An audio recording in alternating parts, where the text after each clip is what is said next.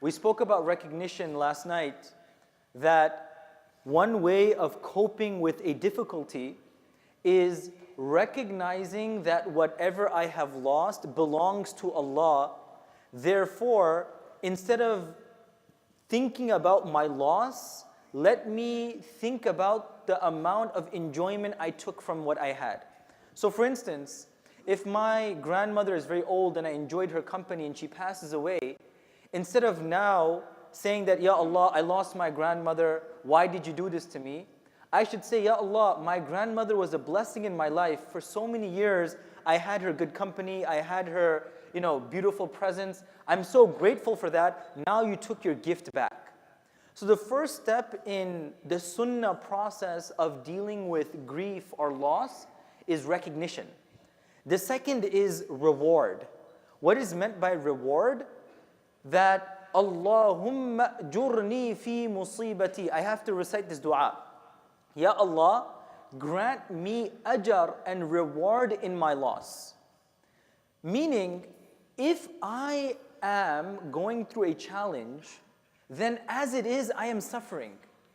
Why should I suffer a loss and never get something also with it? So to give you an analogy, let's say for instance you're running a business and the day is closing.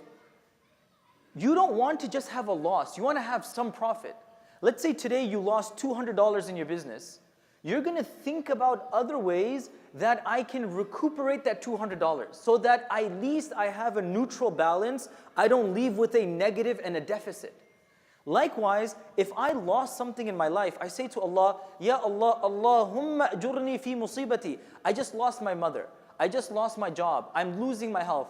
I'm losing this worldly thing. I'm going in a deficit. Ya Allah, fill that deficit with ajr and reward so that it's not a loss. At least I have something in place of that.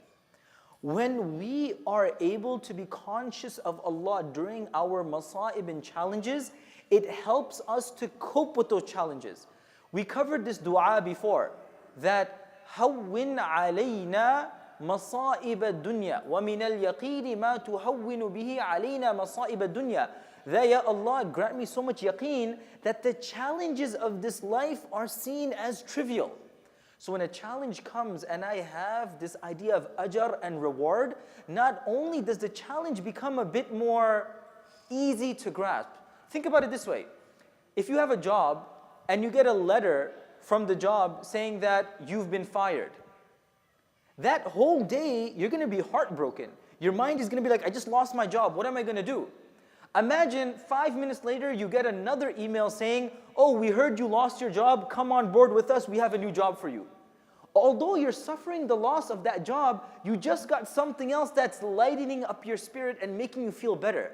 When you lose something and you say, Allah, give me ajr, it's like I lost one thing, but right after that, Ya Allah, give me something else. So my focus shifts from my loss onto the thing that is even greater, and that is the reward. So 3 steps in processing and coping with grief: recognition, reward, and replacement. Inshallah, we'll talk about replacement in the next session. But the first 2 is recognizing everything is a gift from Allah, so it doesn't faze me as much that I'm losing something that never belonged to me to begin with. And number 2, reward, that I have a gap and a loss in my heart. Ya Allah, fill it with something that allows me to take my focus away from my loss and focus on something that is even greater. May Allah subhanahu wa ta'ala reward us all, allow us to be patient through our challenges and cope with our grief according to the sunnah of the Prophet sallallahu alaihi wasallam. Inshallah, after the remaining sunan, we'll have our weekly hadith session. Everyone is requested to participate. Jazakumullahu khairan. Wassalamu alaikum wa rahmatullahi wa barakatuh.